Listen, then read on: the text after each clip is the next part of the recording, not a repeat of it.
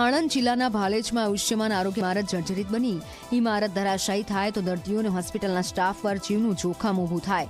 ઇમારતની સ્લેબના પોપડા ખરી પડ્યા અને સળિયા દેખાવા લાગ્યા, જ્યારે પેરાફિટનો ભાગ ઢળી પડ્યો, જે ગમે ત્યારે ઇમારત ધરાશાયી થઈ શકે છે।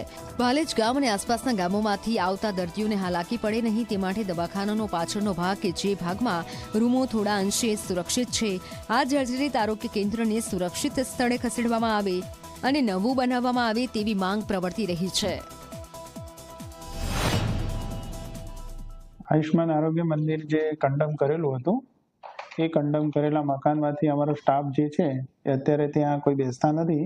હવે એની જે પાછળનું મકાન છે જે સારી હાલતમાં છે, એટલે સ્ટાફની સેવાઓ અત્યારે ત્યાં દર્દીઓને સેવાઓ સ્ટાફ દ્વારા અપાઈ રહી છે અને હજુ પણ અમારું એક સેન્ટર જે છે ત્યાં શિફ્ટ થવાની કામગીરી ચાલુ છે, એટલે હાલ કોઈ ત્યાંનો કોઈ પ્રશ્ન છે નહીં।